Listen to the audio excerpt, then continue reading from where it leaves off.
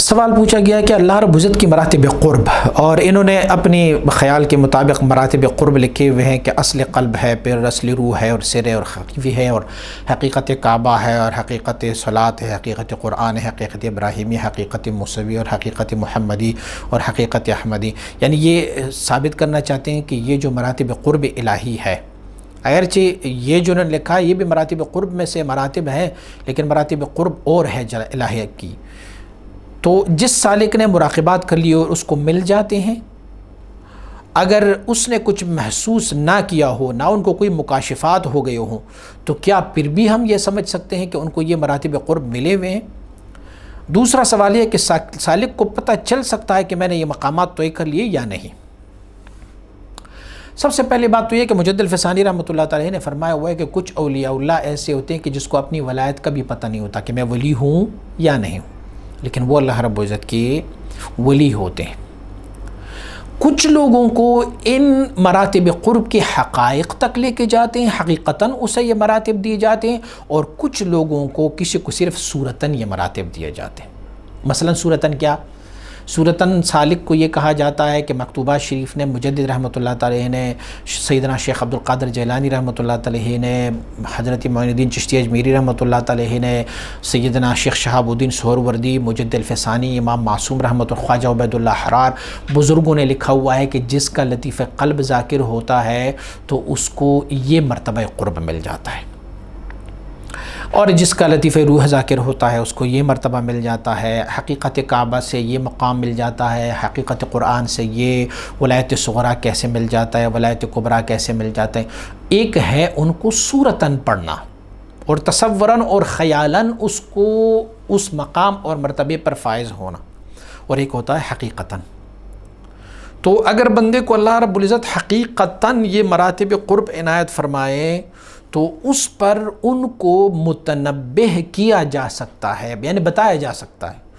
وہ اس مقامات کی اثرات کو اپنی جسم میں دیکھ سکتا ہے، مراتب قرب کی جو اثرات ہے وہ اپنی احساسات میں اسے محسوس کر سکتا ہے۔ مثلا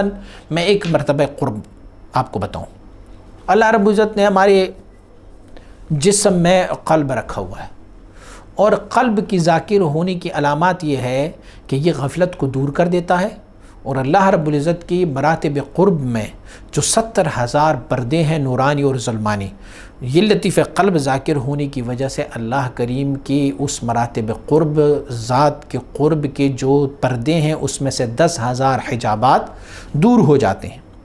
اور بندہ اپنے آپ سے دور اور اللہ رب العزت کے قریب ہو جاتا ہے۔ اب آپ نے کہا کہ یہ تو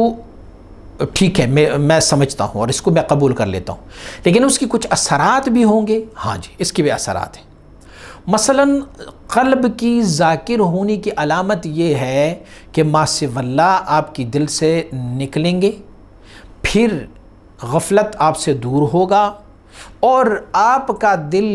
اللہ رب العزت کی ذکر میں ہمیشہ، یعنی جس کو حضوری دائمی کہتے ہیں، اس پہ دائم حضور ہوگا ان کو۔ کبھی کبھار اس میں سے غفلت بھی آ سکتی ہے، لیکن یہ اثرات اگر آپ کو محسوس ہو رہے ہیں کہ اس لطیف قلب کے ذکر کے اثرات اگر آپ کو یہ محسوس ہوئے، تو پھر آپ سمجھ لیں کہ وہ مراتب قرب میں طے کر رہا ہوں۔ کبھی کبھار ایک بندے کو عروج دیا جاتا ہے اللہ رب العزت کے اسماء و صفات میں،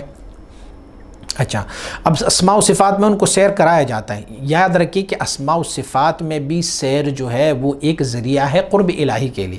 ہم نے کہا ہوا تھا کہ زلال میں سیر ہوگا، پھر زلال کے بعد اسماء و صفات میں ہوگا۔ تو یہ اسماء و صفات میں جب ان کو سیر کرایا جاتا ہے، اللہ رب العزت کے کچھ اسماء و صفات جو ہے وہ جمالی ہے اور کچھ جلالی ہے۔ ایک دن ان کو جب اسماء و صفات میں سے جمالی اسماء و صفات میں الرؤوف و الرحیم، اس میں اگر ان کو سیر کرایا جاتا ہے تو پھر اس دن یہ بندہ اپنی جسم میں بھی ان کا اثر دیکھ رہا ہوتا ہے۔ مثلا کیا؟ اس دن وہ بہت رؤوف ہوگا، بہت رحیم ہوگا، لوگوں پر کرم کرنے والا ہوگا، بڑا الغفار میں کہا جائے گا تو وہ اپنی جس کے ساتھ جو بھی برائیاں کی ہے وہ سب معاف کرتا جائے گا۔ اور جب کسی دن ان کو عروج کرایا جائے اللہ رب العزت کے اسماء جلالی میں، المتکبر، المتعال، المنتقم، ان میں سے جبار میں،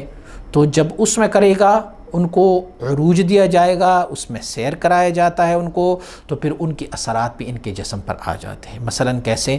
وہ اس دن غصے میں ہوگا، جلال میں ہوگا، اس دن وہ قبض کی صورت میں ہوگا۔ مجدد رحمۃ اللہ تعالیٰ نے آسانی ڈیفینیٹ کیا ہوا ہے، فرماتے ہیں ان کے اثرات یہ ہوتے ہیں انسانی جسم پر کہ یا ان کو قبض ہو جاتا ہے یا پھر ان کو بسط ہو جاتا ہے۔ قبض میں سے وہ پیٹ والا قبض نہیں، بلکہ قبض کا مراد یہ ہے کہ ان کا باطن جو ہے وہ مقبوض، انہیں سخت سا ہو جاتا ہے، تنگی آ جاتی ہے، یوں تصور کیا جاتا ہے کہ کاش کہ میں نہ ہوتا،